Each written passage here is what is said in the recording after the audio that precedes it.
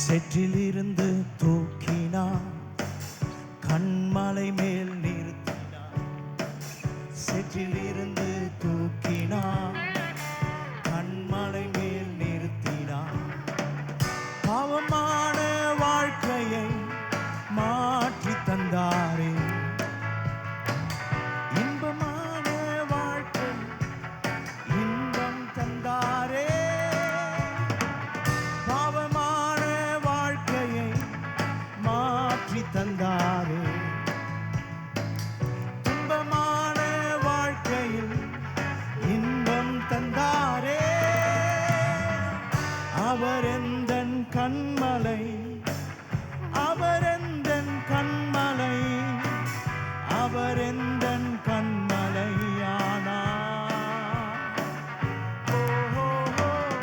அவர் எந்தன் கண்மலை, அவர் எந்தன் கண்மலை, அவர் எந்தன் கண்மலையானார்.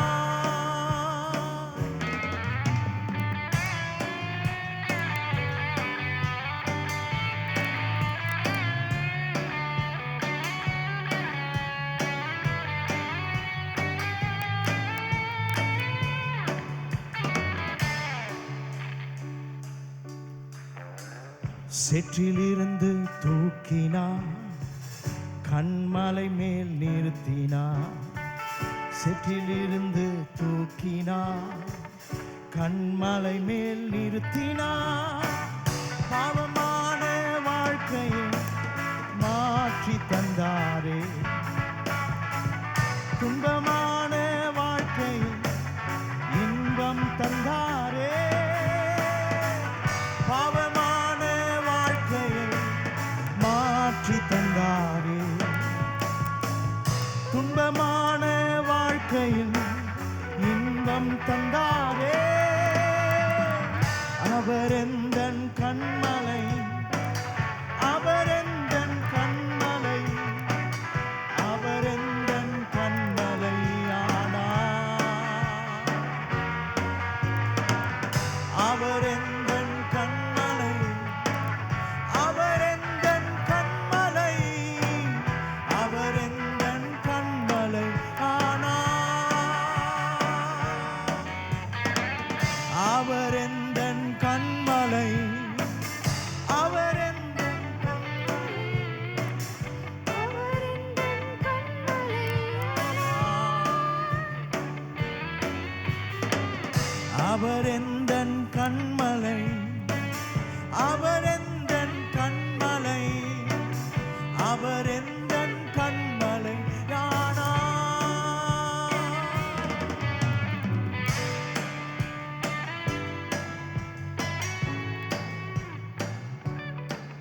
எல்லாரும் எழுந்திருப்போம். அப்போ சேற்றிலிருந்து தூக்கப்பட்டு, உளையான சேற்றிலிருந்து தேவன் நம்மை தூக்கி எடுத்திருக்கிறார். நாம நம்மை தூக்கிக்க முடியாது, பிறரும் நம்ம தூக்க முடியாது. ரெண்டு கதை சொல்லுவாங்க. ஒன்று நண்டு கதை சொல்லுவாங்க. யாரையும் மேலே போக விடாமல் பிடிச்சி இழுத்துக்குமா. நண்டை ஒரு பக்கெட்டில் போட்டு விட்டிங்கன்னா பத்திரமா இருக்குமா. ஏன்னா போகிற ஒருத்தரையும் ஏறுற ஒருத்தரையும் ஏற விடாதான், இறக்கி விட்டுருமா. அந்த மாதிரி நண்டு. ரெண்டாவது சேரும் ஒரு நல்ல எடுத்துக்காட்டு. அது என்ன பண்ணுன்னா, சிலர் மேலே இரக்கம் பாராட்டி அவங்களையாவது நம்ம தூக்கி விடலான்னு நினச்சா கூட அவங்க மேலே ஏற வழுக்கி விட்டுரும். அந்த சேர் மேலே இருக்கிற சிலர்லாம் உறுதியாக முயற்சி செஞ்சு கொஞ்சம் தூரம் ஏறிடுறாங்க. ஆனால் இந்த சேருடைய தன்மை என்னென்னா கீழே கொண்டு வந்து விட்டுரும். ஆனால் தேவன் அப்படி கிடையாது. என்னைக்கு நம் கரத்தை பிடித்தாரோ உறுதியாக பிடிச்சிட்டார். அதனால தான் அந்த வாக்குத்தத்தத்தை பார்க்கும்போது நமக்கு சொல்லப்பட்டிருக்கு, கை விடுவதில்லை, நான் உன் கையை விட மாட்டேன். நம்ம பிடிச்சிருந்தா விட்டுருவோம், ஆனால் அவர் பிடிச்சிருக்கார். அதனால் இந்த கிறிஸ்தவ வாழ்க்கையில் வழுக்கி விழவே முடியாது. விழுந்தாலும் தூக்கி நிறுத்துவார், தாங்கி நிற்பார், நம்ம விட்டு கொடுக்க மாட்டார். இப்படிப்பட்ட ஒரு தேவனை ஆராதிக்கிறோம், இப்படிப்பட்ட ஒரு தேவனை எண்ணி பார்க்கிறோம். ஸ்தோத்திரம் தகப்பனே, நீங்கள் எவ்வளோ நல்லவர். எங்களுடைய கீழான நிலைமையை அற்பமாய் எண்ணவில்லை, எங்களை கை தூக்கி எடுத்தீர்.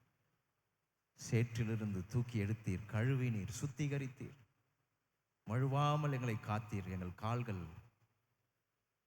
கால்கள் ஆண்டவரே பலவீனமாக இருக்கும் போதெல்லாம் அதை உறுதிப்படுத்துகிறீர். எங்கள் பாதத்தை ஆண்டவரை திடப்படுத்துகிறீர். முன்னேறி செல்லக்கூடிய ஒரு நம்பிக்கையை, தைரியத்தை, நிச்சயத்தை எங்களுக்கு கொடுத்திருக்கிறீர் அப்பா. அதை நாங்கள் நினைத்து துதிக்கிறோம். ஒவ்வொருவர் மேலும் அந்த கிருபை இருக்கிறதுக்காக ஸ்தோத்திரம். வழுவாமல் காக்கிற தேவனுக்காக ஸ்தோத்திரம். எங்களை கைவிடாத தேவனுக்காக ஸ்தோத்திரம். எங்கள் கரத்தை உறுதியாய் பிடித்திருக்கிற தேவனுக்கு ஸ்தோத்திரம். தூக்கி எடுக்கிற தேவனா இருக்கிறதுக்காக ஸ்தோத்திரம். நன்றி சொல்லுகிறோம் கர்த்தாவே. இந்த மாலை வேளையிலே உள்ளத்தின் ஆழத்திலிருந்து உம்மை நன்றியோடு துதிக்கிறோம். எங்களோடு பேசும், எங்களை நடத்தும். உடைய சத்தியங்களை புரிந்து கொள்ள பிரகாசமுள்ள மனக்கண்களை எங்களுக்கு தாரும். மகிமையின் கனமும் புகழ்ச்சியும் ஒருவருக்கு ஏறெடுக்கிறோம். இயேசுவின் மூலம் ஜெபிக்கிறோம். நம்ம எல்லாரும் சொல்லுவோம். தயவு செய்து உட்காருவோம்.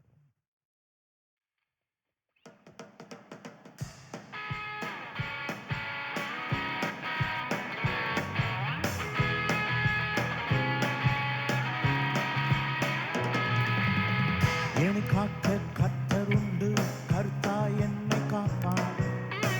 ராப்பகல் கண்ணுறங்காமல் கண்மணி போல காப்பார். என்னை காக்க கர்த்தருண்டு, கர்த்தாய் என்னை காப்பார்.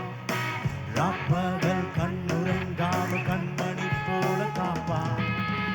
என் கால்கள் கல்லில் இடராமல் தூதர்கள் கொண்டு காப்பார். நான் படுத்து உறங்கினாலும் அவர் கண்ணுறங்காமல் காப்பார். என் கால்கள் கல்லில் இடராமல் தூதர்கள் கொண்டு காப்பார்.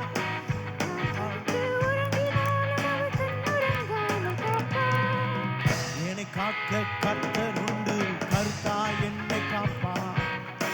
ராப்பகல் கண்ணுறங்காமல் கண்மணி போல காப்பார். என்னை காக்க கர்த்தருண்டு, கர்த்தாய் என்னை காப்பார். ராப்பகல் கண்ணுறங்காமல் கண்மணி போல காப்பார்.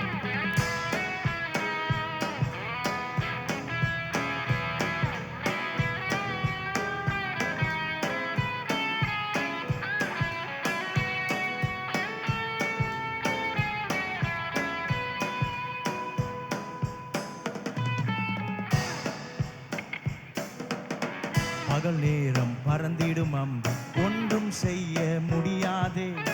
ராசாம பயங்கரத்தாலும் ஒன்றும் செய்ய முடியாதே. பகல் நேரம் பறந்திடும் அம்பு ஒன்றும் செய்ய முடியாதே. ராசாம பயங்கரத்தாலும் ஒன்றும் செய்ய முடியாதே. இருளில் நடமாடும் கொள்ளை நோயும் ஒன்றும் செய்யாதே. மத்தியான பாழாக்கும் சங்காரம் ஒன்றும் செய்யாதே. இருளில் நடமாடும் கொள்ளை நோயும் ஒன்றும் செய்யாதே. மத்தியான பாழாக்கும் சங்காரம் ஒன்றும் செய்யாதே. என்னை காக்க கர்த்தருண்டு, கர்த்தாய் என்னை காப்பார். ராப்பகல் கண்ணுறங்காமல் கண்மணி போல காப்பார். என்னை காக்க கர்த்தருண்டு, கர்த்தாய் என்னை காப்பார். ராப்பகல் கண்ணுறங்காமல் கண்மணி போல காப்பார்.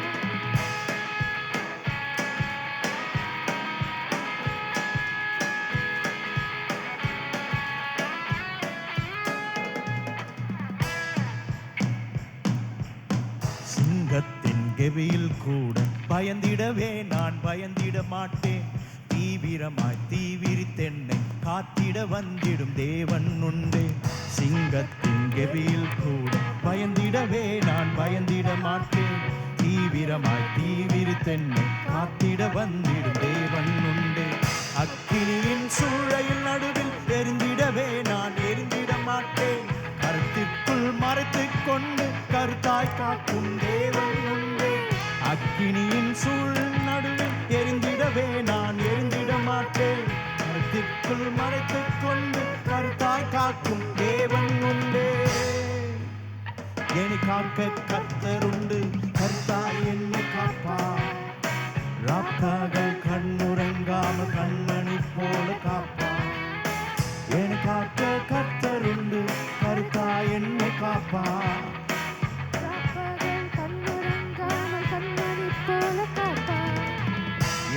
கால்கள் கல்லில் இடராமல் தூதர்கள் கொண்டு காப்பார். நான் படுத்து உறங்கினாலும் அவர் கண்ணுறங்காமல் காப்பார். என் கால்கள் கல்லில் இடராமல் தூதர்கள் கொண்டு காப்பார். நான் படுத்து உறங்கினாலும் அவர் கண்ணுறங்காமல் காப்பார். என்னை காக்க கர்த்தர் உண்டு, கர்த்தாய் என்னை காப்பார். ராப்பகல் கண்ணுறங்காமல் கண்மணி போல காப்பார். என்னை காக்க கர்த்தர் உண்டு, கர்த்தாய் என்னை காப்பார். ராப்பகல் கண்ணுறங்காமல் கண்மணி போல காப்பார்.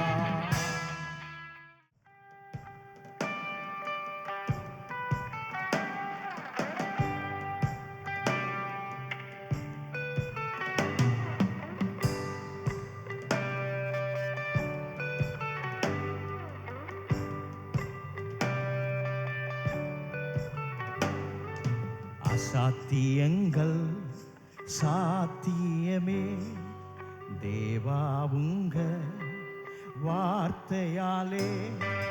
அசாத்தியங்கள் சாத்தியமே தேவா உங்க வார்த்தையாலே. அசராத மலை கூட அசைந்திடுமே, அமராத புயல் கூட அமர்ந்திடுமே. அசையாத மலை கூட அசைந்திடுமே, அமராத புயல் கூட அமர்ந்திடுமே.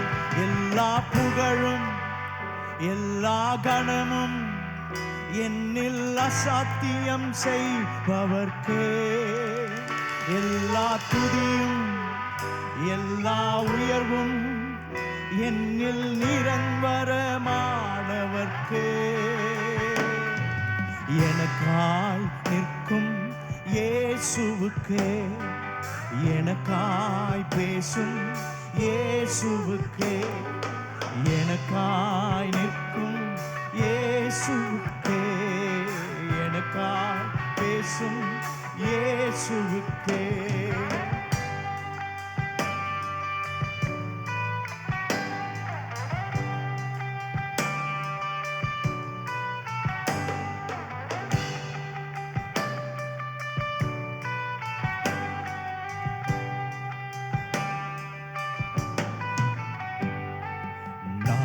எடுத்த தீர்மானங்கள் ஒன்றன் பின்னா தோற்றனவே.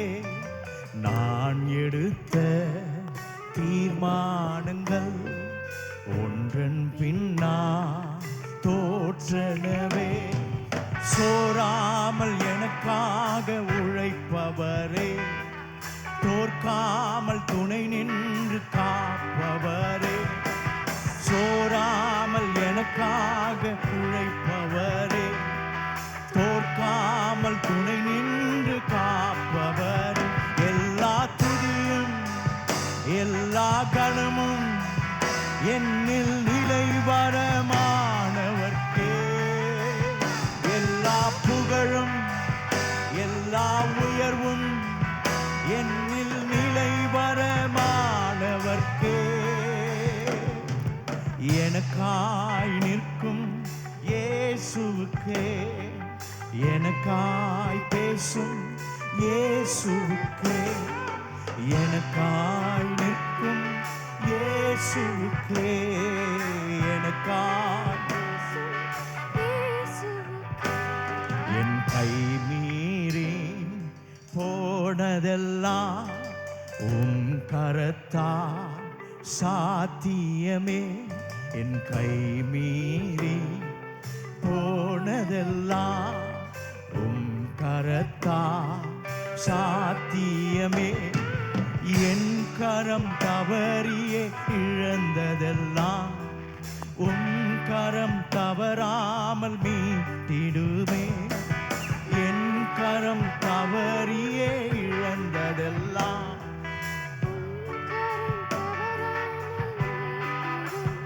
எல்லா துதியும் எல்லா உயர்வும் சத்தியம் செய்பவர்க்கே. எல்லா புகழும் எல்லா கணமும் என்னில் நிலைவர மாணவர்க்கே காய் நிற்கும் இயேசுவுக்கே எனக்காய் பேசும் இயேசுவுக்கே எனக்காய் நிற்கும் இயேசுவுக்கே எனக்காய் பேசும் இயேசுவுக்கே பரிந்துரைகள் செய்யாததை பரன் கிருபை செய்திடுதே பரிந்துரைகள் செய்யாததை பரன் கிருபை செய்திடுதே தானாக முன்வந்து உதவி நீரே முன்னுரிமை நான் என்று காண்பித்தீரே தானாக முன்னுரிமை நான் என்று காண்பித்தீரே எல்லா துதியும் எல்லா உயர்வும் என்னில் அசாத்தியம் செய்பவர்க்கே எல்லா புகழும் எல்லா உயர்வும் என்னில் நிலைவரமானவர்க்கே எனக்காய் நிற்கும் இயேசுவுக்கே எனக்காய் பேசும் இயேசுவுக்கே எனக்காய் நிற்கும் இயேசுவுக்கே எனக்காய் பேசும் இயேசுவுக்கே எல்லா புகழும் எல்லா வனமும் என்னில் அசாத்தியம் செய்பவர்க்கே எல்லா துதியும் எல்லா உயர்வும் என்னில் நிலைவரமானவர்க்கே எல்லா புகழும் எல்லா கணமும் என்னில் அசாத்தியம் செய்பவர்க்கே எல்லா உயர்வும் என்னில் நிலைவரமானவர்க்கே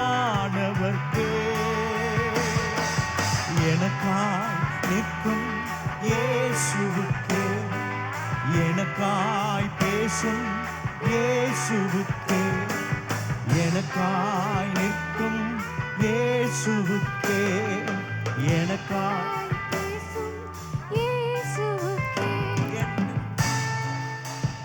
எல்லா புகழும் எல்லா கணமும் என்னில் அசாத்தியம் செய்பவர்க்கே எல்லா துதியும் எல்லா உயர்வும் என்னில் நிலைவரமானவர்க்கே எல்லா புகழும் எல்லா கணமும் என்னில் அசாத்தியம் செய்பவர்க்கே எல்லா துதியும் எல்லா உயர்வும் என்னில் நிலைவரமானவர்க்கே எனக்காய் நிற்கும் இயேசுவுக்கே எனக்காய் பேசும் இயேசுவுக்கே எனக்காய் நிற்கும் இயேசுவுக்கே எனக்காய் பேசும் கடைசியாக எனக்காய் நிற்கும் இயேசுவுக்கே எனக்காய் பேசும் இயேசுவுக்கே எனக்காய் நிற்கும் இயேசுவுக்கே எனக்காய் பேசும் இயேசுவுக்கே ஹல்லேலூயா ஹல்லேலூயா எனக்காக நிற்கிற தேவன் எனக்காக பரிந்து பேசுகிற தேவன் என் சார்பில் எனக்காக இந்த உலகத்தில் வந்து நின்ற தேவன் என்னை விட்டு கொடுக்காத தேவன் ஓ என்னை கைவிடாத தேவன் உமக்கு ஸ்தோத்திரம் ஸ்தோத்திரம் தகப்பனே உம்மை நன்றியோடு துதிக்கிறோம் எங்களோடு பேசும் உமது நாமத்தை மகிமைப்படுத்தும் இயேசுவின் மூலம் ஜெபிக்கிறோம் நாம் எல்லாரும் சொல்லுவோம் தயவு செய்து உட்காருவோம் மார்க்கு 16ஆம் அதிகாரம். கிறிஸ்தவ ஜீவியத்தை எப்படி நற்செய்தியினால் நடத்தப்படுவது அப்படின்ற கண்ணோட்டத்தில் போதித்து கொண்டு வருகிறேன். நற்செய்தியினால் நாம் நடத்தப்பட வேண்டும். ஏன்னா இந்த உலகம் துர்செய்தியினால் நிறைந்திருக்கிறது என்பதை எடுத்து காட்டி கொண்டு வருகிறேன். மார்க் 16:15 பின்பு அவர் அவர்களை நோக்கி, நீங்கள் உலகமெங்கும் போய் சர்வ சிருஷ்டிக்கும் சுவிசேஷத்தை பிரசங்கியுங்கள். விசுவாசம் உள்ளவனாகி ஞானஸ்நானம் பெற்றவன் ரட்சிக்கப்படுவான், விசுவாசியாதவனோ ஆக்கினைக்குள்ளாக தீர்க்கப்படுவான். ஸோ சுவிசேஷத்தை பற்றி போதித்து கொண்டு வருகிறோம். சுவிசேஷம்னா என்ன? ஆண்டவராகிய இயேசு சிலுவையிலே நமக்காக என்ன செய்தாரோ, செய்து முடித்தாரோ, அதைத்தான் நாம் சுவிசேஷம் என்று அழைக்கிறோம். அதைத்தான் இயேசு சொல்ல சொன்னார். ஆனால் வேதம் அதை சிலுவையில் மரிக்கிறதுக்கு முன்பாகவே பிரசங்கிக்கப்பட்டது. சிலுவையில் மரிக்கிறதுக்கு முன்பாகவே யோவான் ஸ்நானனும் இயேசுவும் எப்படி 400 ஆண்டு கால இடைவேளைக்கு பிறகு நற்செய்தியை போதிக்கிறார்கள், பிரசங்கிக்கிறார்கள். அதை கேள்விப்பட்டார்கள் இஸ்ரவேல் மக்கள். அதை கேட்டார்கள் சிலர் அதற்கு எதிர்ப்பு தெரிவித்தார்கள் என்பதெல்லாம் நான் காட்டினேன். நான் முதல் வாரத்திலிருந்து சொன்னதை கொஞ்சம் சுருக்கமாக சொல்கிறேன். நற்செய்தி ஒரு மனிதன் நான் நல்லா இருக்கிறேன், நான் நல்லா இருப்பேன், நீங்கள் கவலைப்படாதீங்கன்னு சொல்கிற ஒரு நல்ல செய்தி.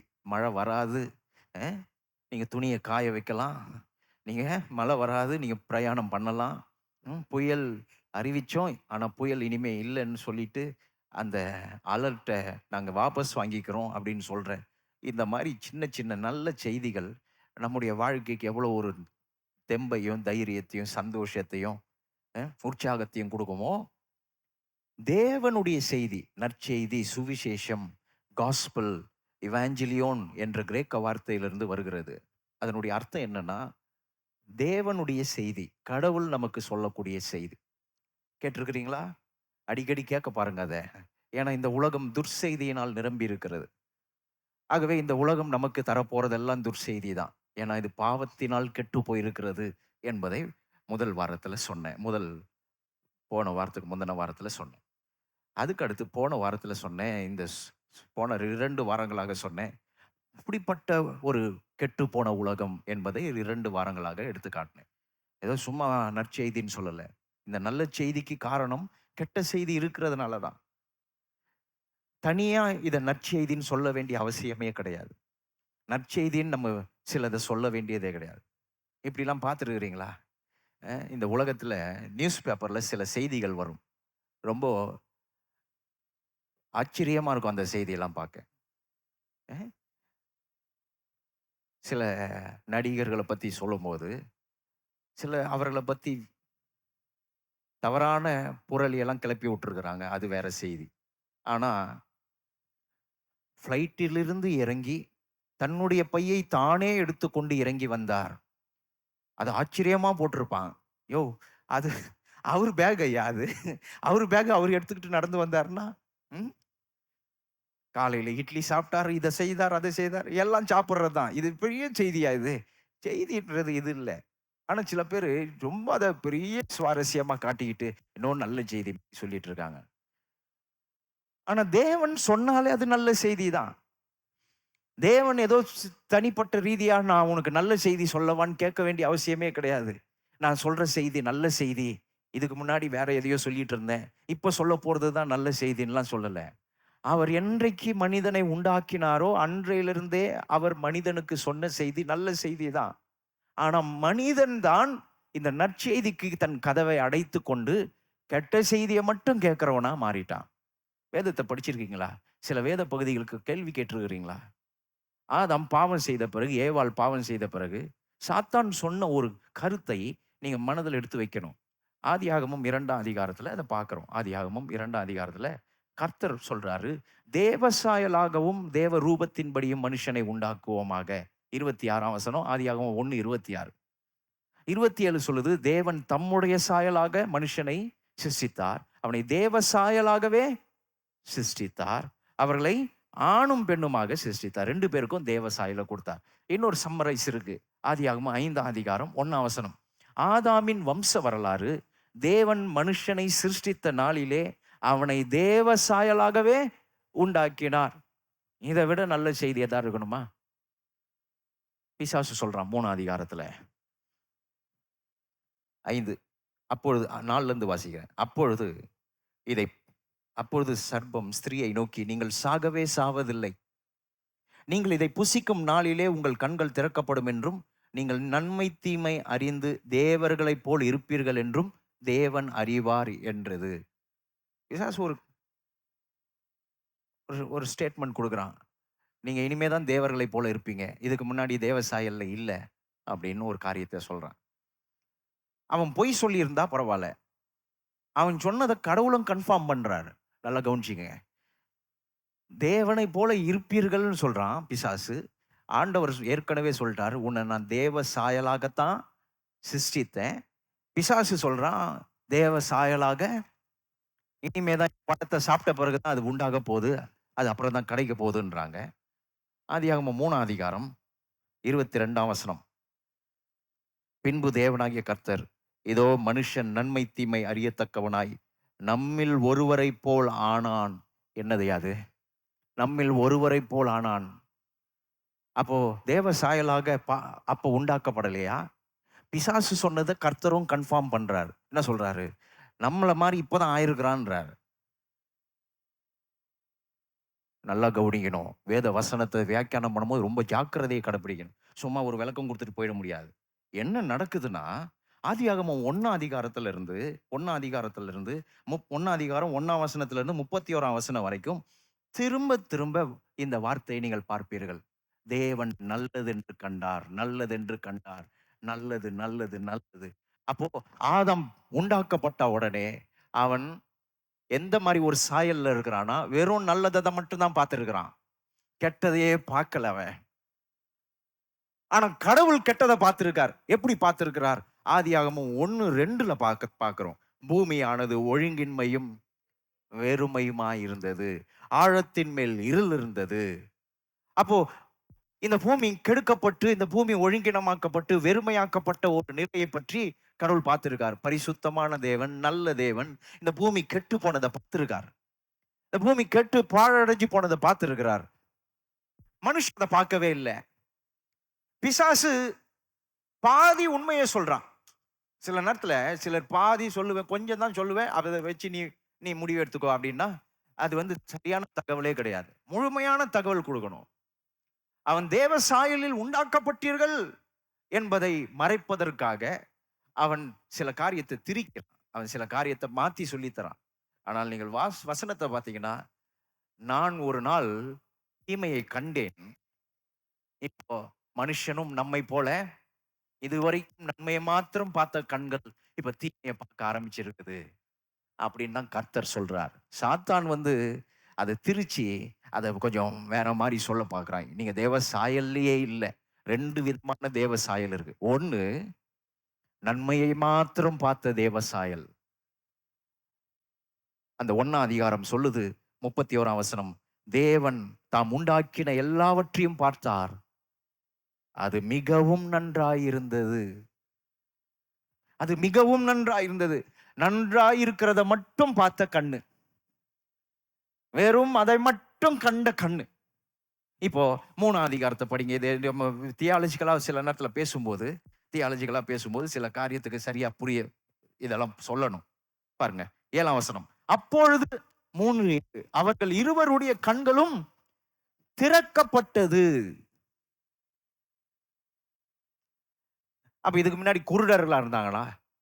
இப்ப என்ன சொல்லி தப்பிச்சிக்கலாம்? ஆண்டவரே, நாங்க குருடர்களா இருந்தோம், அதனால எந்த பழத்தை பறிக்கிறோம்னு தெரியாம போயிடுச்சு, அதனால நாங்க தெரியாம கண்ணை மூடிக்கிட்டு எந்த மரத்துல நீர் தான் சாப்பிடலான்னு சொன்னீரா, நீர் எந்த மரத்தை எங்க வச்சிருக்கிறீன்னு தெரியாது, கண்கள் மூடி இருந்தது, கண்கள் திறக்கப்படல, இப்பதான் எங்களுக்கு கண்ணு திறந்தோம், ஐயோ இது போய் சாப்பிட்டுருக்கிறோமேன்னு தெரிஞ்சிச்சுன்னு சொல்லியிருந்தாங்கன்னா பரவாயில்ல. ஆனா வேதம் சொல்லுது, அவர்கள் இருவருடைய கண்களும் திறக்கப்பட்டது, அவர்கள் தாங்கள் நிர்வாணிகள் என்று அறிகிற கண்கள் இப்பதான் திறந்திருக்குது. இதுக்கு முன்னாடி அறிவுக்கான கவனமே செலுத்தல. அதனாலதான் கர்த்தர் இஸ்ரவேல் ஜனங்களை பத்தி சொல்றாரு, எகிப்தில இருந்து உங்களை நான் கூட்டிட்டு வந்துட்டேன், ஆனா நீங்க இன்னும் நிர்மூலமாயின்னு இருக்கிறீங்கன்னா காரணம் என்னன்னா, நீங்கள் அறிவில்லாமையினால் தான் நிர்மூலமாகிட்டு இருக்கிறீங்க. உங்க வாழ்க்கை உருப்படாம போது, உங்க வாழ்க்கை நல்லா இல்லைன்னா என் ஜனங்கள் அறிவில்லாமையினால தான் இப்படி வாழ்க்கை நடக்குது, தவிர மற்றபடி உங்களுக்கு விடுதலை உண்டாயிடுச்சு. ஆனா அதுல உங்களால ஸ்டே பண்ண முடியல. அதுல நிலைத்து இருக்க முடியல. தேவ சாயல்ல தான் இருக்காங்க. நன்மையை மட்டும் பார்த்த கண்கள். அப்பனா 3 அதிகாரம் 7ஆம் வசனம் சொல்லுகிற அப்பதான் நிர்வாணிகளா மாறினாங்களா? நிர்வாணிகளா அப்பதான் மாறினாங்களா? 2ஆம் அதிகாரம் 25ஆம் வசனம் சொல்லுது, ஆதாமும் அவன் மனைவியும் ஆகிய இருவரும் நிர்வாணிகளாய் இருந்தும் வெட்கப்படாதிருந்தார்கள். நிர்வாணி என்பது முன்னமே முன்னமே அவர்கள் உண்டாக்கப்படும் போதே கடவுள் போத்தீஸ்ல போய் ட்ரெஸ் வாங்கி கொடுக்கல. கடை விளம்பரம்லாம் இங்க பண்ணிடுறேன் நான். உங்களுக்கு என்ன தோணும்? ஒருவேளை அங்க போய் பார்ப்போமோ அப்படின்னு தோணும். கடவுள் போய் அவர்களுக்கு உடைய முக்கியப்படுத்தவே இல்லை. ஏன் அப்படி பண்ணாருன்றதுக்கான சில உண்மைகள் இருக்குது. ஏன் அப்படி பண்ணியிருப்பாருன்னா, ஏன்னா உங்க 2 பேருக்கும் எந்த ஒளிவு மறைவும் இருக்கக்கூடாது. 2 பேரும் ஒருவர் ஒருவர் இருந்த விதத்துல ஏற்றுக்கொள்ளணும். இருக்கிற விதத்துல ஏற்றுக்கொள்ளணும். நீ என்னென்னவோ நினைச்சுக்கிட்டு வராதப்பா. இவள் தான் மனைவி, இவளுக்கு இதெல்லாம் குறை இருக்கு, இவளுக்கு இதெல்லாம் தேவை இருக்கு, இவள் இப்படிதான் வித்தியாசமானவள், இவளுக்கு இதெல்லாம் நடக்கும், இவளை நீ இப்படிப்பட்டவளா ஏத்துக்க முடியுமா? ஏன்னா அன்னைக்கு நீர் மறைச்சு கூட்டு வந்தீர் ஆண்டவரே, தெரியாம போச்சு ஆண்டவரேன்னு சொல்லக்கூடாதுல்ல. அதனாலதான் நிர்வாணியா உண்டாக்குனார். அந்த நிர்வாணத்தை அந்த நோக்கத்துக்கு தான் பயன்படுத்தினார். உனக்கும் எனக்கும் எந்த ஒளிவு மறைவுமே இல்லை. அப்போ நிர்வாணம் என்பது பாவத்துக்கு பிறகு உண்டாக்கப்படல. அறிவு என்பது இப்பதான் உண்டாகுது. என்ன அறிவு? தீமையை பார்க்கிற அறிவு தான் இப்ப இருக்குது. ஸோ தீமையை மட்டும் தான் மனிதன் பார்த்துட்டு இருக்கிறான். இன்னைக்கு அது நிரந்தரமா பார்த்துட்டு இருக்கிறோம். எப்போ தீமை நடக்கும்னு தெரியாது, என்ன நடக்கும் தெரியாது. யுத்தங்களும் உலகத்தின் பூமியும் சீற்றங்களும், இந்த உலகத்துல மனிதனுக்கு மனிதன் விரோதமாக, தேசங்களுக்கு தேசம் விரோதமாக எல்லாம் நடந்துட்டு இருக்குது. நம்ம பார்த்துட்டு இருக்கிறோம். நியூஸ் பேப்பரை எடுத்தா, டிவியை நியூஸை பார்த்தா நமக்கு இப்போ ஃபோன்லேயே வந்துருது தகவல். பிரேக்கிங் நியூஸ்னு கண்ணாடி உடைக்கிற சத்தம் கொடுக்குறாங்க. எப்போ என்ன செய்தி வரும்னு தெரியாது. அங்கே துக்க செய்திகளை படிக்கிறோம். ஆதியாகமம் 5ஆம் அதிகாரம் மட்டும் வாசித்து பாருங்க. மரித்தான் மரித்தான் மரித்தான் மரித்தான் என்ற திரும்ப திரும்ப தேவன் வாழ்வதற்காக உண்டாக்கின மனிதன் செத்தான். ஒரு பெரிய துர்செய்தி முதல் சந்ததியினர் பார்த்து கொண்டிருக்கிறார்கள். இந்த உலகத்துல எப்படிப்பட்ட ஒரு துர்செய்தியை இந்த உலகம் ஆரம்பித்ததுன்னு. ஆகவே மனிதன் நம்மை போல ஆனான்னா, கர்த்தர் நல்லவராகவே இருந்த கர்த்தர் ஒரு நாள் பூமியை பார்க்கிறார், வெறுமையும் ஒழுங்கின்மையுமா இருந்தது. அதே மாதிரி நல்லதையே பார்த்த மனிதன் இப்போ தன் வாழ்க்கையை பார்க்கிறான். தான் திக்கற்று நாதியற்று கிடக்கிறத, இந்த உலகத்துல நான் கஷ்டப்படணுன்ற அந்த ஒரு சூழலை இப்பதான் பார்க்க ஆரம்பிச்சிருக்கிறான். வாழ்க்கை சாபமும் துக்க செய்தியும் அவன் காதுல வந்து கேட்கிறான். என்ன சொல்லப்பட்டிருக்கு? நீ உழைப்ப, ஆனா முள்ளும் குறுக்கம் வந்து உனக்கு விளையும். நீ பிரசவப்படுவ, பிள்ளை பெற போறேன்னு ஒரு சந்தோஷம் இருக்கும், ஆனா வேதனையோடு நீ பெறுவ. இது மட்டுமா கெட்ட செய்தி? நீங்க இப்படி படிச்சீங்கன்னா, ஆமாய்யா, உலகத்துல எவ்வளவு பேர் கஷ்டப்படுறாங்க, வறுமையை ஒழிக்க முடியாம கஷ்டப்படுது இந்த நாடு. உலகத்துல எத்தனையோ காரியங்களை மாற்ற முடியாம கஷ்டப்படுது. ஆமாய்யா, நீங்க சொல்ற மாதிரி உலகம் சாபத்துல இருக்கு.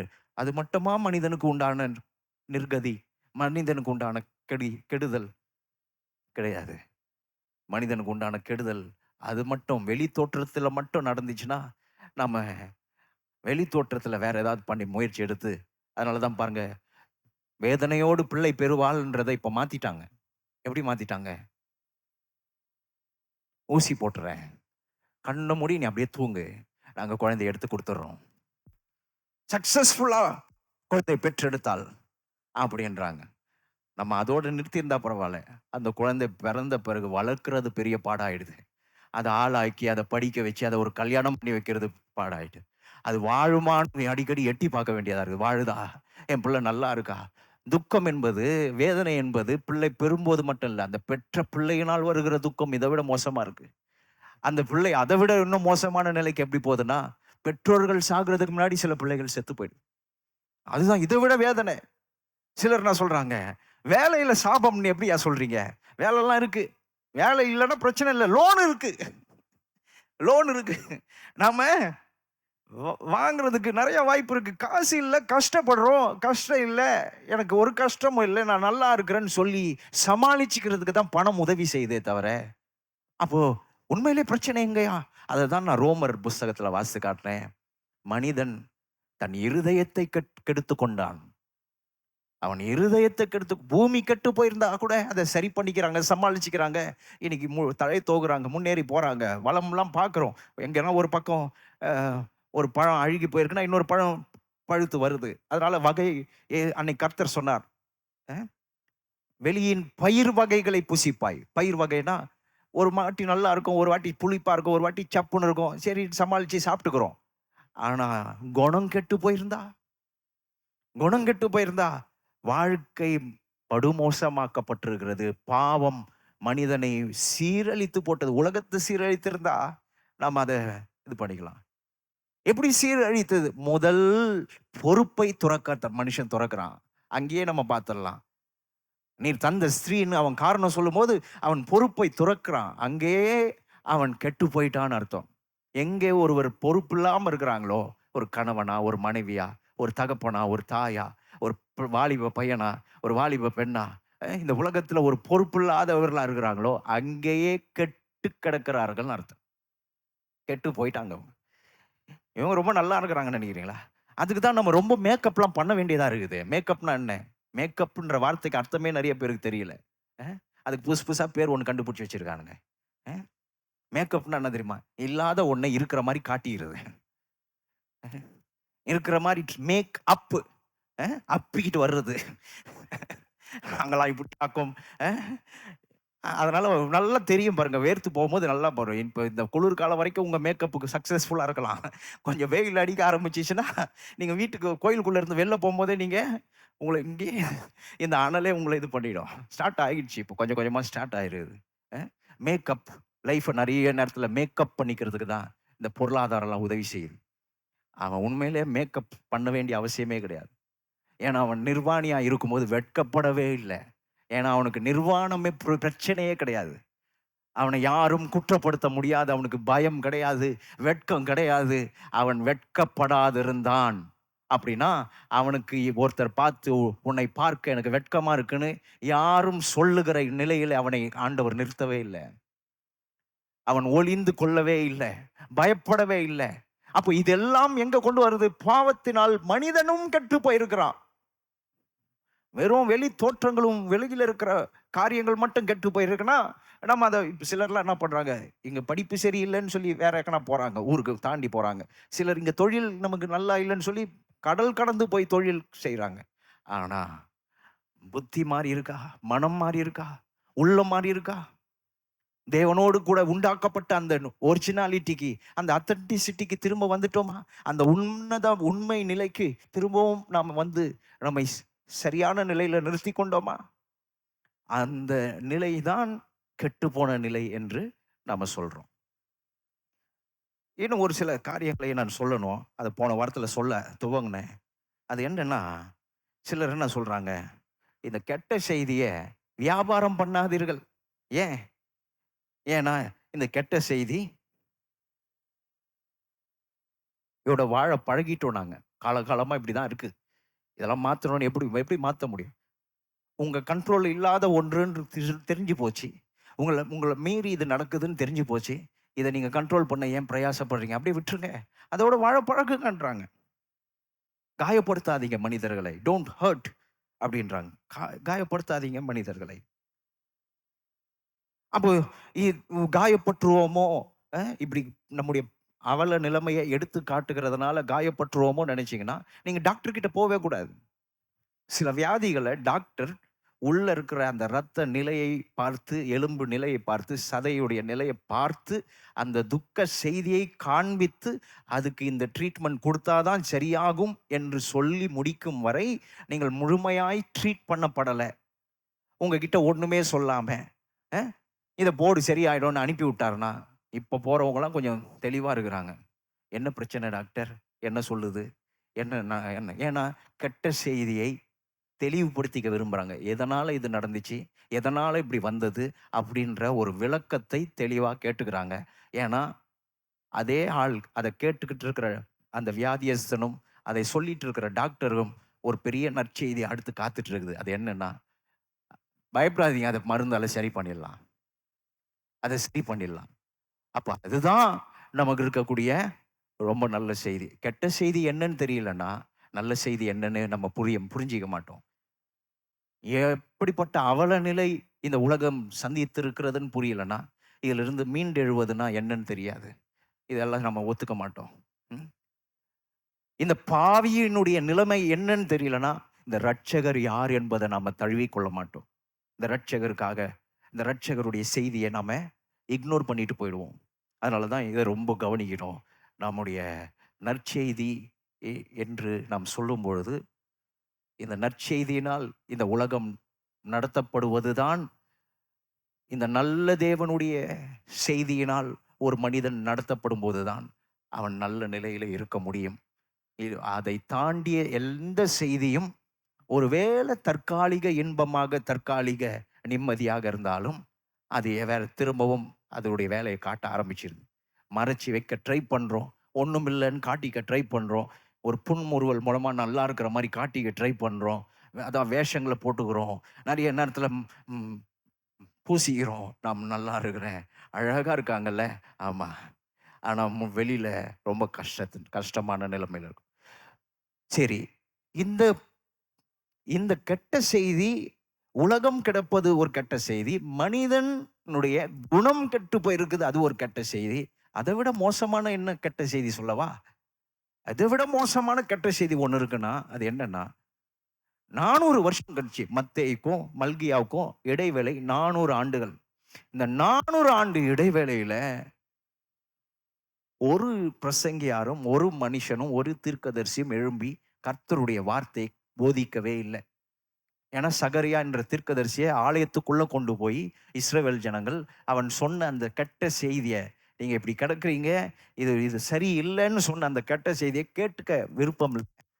ஆகவே அவர்கள் என்ன பண்றாங்க, தங்களை எதிர்ப்பாளர்களாக, முரட்டாட்டம் பண்ணுகிறவர்களாக காட்டினார்கள். எந்த அளவுக்கு முரட்டாட்டம்னா, கடவுளே எதிர்த்து நிற்கிறாங்க. அவனை கொலை செய்து அவன் ரத்தம் ஆலயத்தில் படிந்து கிடக்குது. அப்ப கர்த்தர் என்ன பண்ணார், நான் சொன்னா கேட்க மாட்டேன், நான் சொன்னா நீ அதை விசுவாசிக்க மாட்டேன், அப்போ எனக்கு இடம் இல்லைன்னையா, அப்போ போ, நான் உன்கிட்ட பேசலை, இருந்து பாரு. சரித்திர வல்லுநர்கள் சொல்றாங்க 400 ஆண்டுகளும் இருண்ட காலம். ஏன்னா கடவுளோடு மனிதனுக்கு எந்த தொடர்புமே கிடையாது.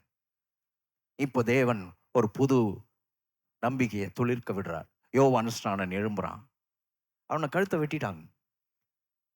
ஏதாவது நியாயமான காரியத்துக்கு கழுத்தை வெட்டி இருந்தா பரவாயில்ல, ஒரு பெண் நடனமாடி அவள் பரிசு கேட்டதற்கு கழுத்தை வெட்டி கொடுக்குறாங்க, தட்டில் வச்சு கொடுக்குறாங்க. என்ன மாதிரி ஒரு நற்செய்தியை பிரசங்கிக்கிறவனுக்கு கொடுத்த அந்த வரவேற்பு இருக்கு பாருங்க, அதுதான் இதை விட மோசமான நிலை. அதாவது ஒரு காலத்துல, உலகத்துல ஒரு காலத்துல டைபாய்டு ஜுரத்துக்கு செத்தவங்க நிறைய பேர் இருக்கிறாங்க. ஏன்னா மருந்து கிடையாது. ஸோ மருந்து இல்லை, அதனால செத்தவங்க எவ்வளோ பேர் இருக்கிறாங்க. அதை சரின்னு கூட சொல்லலாம், நியாயம்னு சொல்லலாம். மருந்து இல்லைங்க, செத்துட்டாங்கன்னு சொல்லலாம். ஆனா இப்போ ஒரு மனுஷன் டைபாய்டுல செத்தானா, அவன் மருந்தை எடுத்துக்காததுனால தான் சாகுறான். டைபாய்டுனால சாகல, நல்லா கவனிச்சிங்க, டைபாய்டு ஜுரத்தினால சாகல, டைபாய்டு ஜுரத்துக்கு இருக்கிற மருந்தை எடுத்துக்காததுனால சாகுறான். 400 வருஷமா உனக்கு சுவிசேஷமே கிடைக்கல, இப்போ ஒருவன் எழும்பி நின்று சொல்றான், அவன் கழுத்தை வெட்டுறான். மத்திய 4 வாசிக்கிறோம், அது முதல் இயேசு பிரசங்கித்தார்னு இருக்குது. எப்போ யோவானை எடுத்து சிறையில போட்ட உடனே இயேசு பிரசங்கித்தார்னு இருக்கு. அவரை சிலுவையில கொல்றாங்க, அவரை கொலை செய்கிறார்கள். அப்போ எதை காட்டுது இது? மனிதனுடைய இதை விட ஹைட்டுக்கு போயிட்டான், அதை விட டெப்த்துக்கு போயிட்டான், அதை விட மோசமான ஒரு சூழலுக்கு தள்ளப்பட்டிருக்கிறான். என்னன்னா, கெட்ட செய்திக்கு ஒரு நல்ல செய்தி இப்படி இருக்கா, இதுக்கு பதில்னு சொல்றான். ஆனா அவன் என்ன சொல்றான், நான் இதோடவே போறேன், நல்ல செய்தியை சொல்லாத. இதுதான் இருக்கிறதுலே முரட்டாட்டத்தின் உச்சகட்டம். மனிதனுடைய கெட்டு போன நிலையினுடைய உச்சகட்டம் என்னன்னா, டைபாய்டுக்கு மருந்து இல்லாம செத்திருந்தா அந்த நோயை காரணம் சொல்லலாம். இப்போ டைபாய்டு காரணம் சொல்ல முடியாது, மருந்தை எடுத்துக்காத அந்த மனிதனை தான் காரணம் சொல்லணும். இப்போ என்னன்னா, நானே என் அழிவுக்கு காரணமாயிடுறேன். முன்ன பாவத்தின் சம்பளம் தான் மரணம். முன்ன அப்படிதான் இருந்துச்சு. எப்படி இருந்துச்சு? பாவம் செய்கிற ஆத்துமா சாகும்னு இருந்துச்சு, பாவம் செய்கிற மனுஷன் சாவான்னு சொல்லியிருக்கு.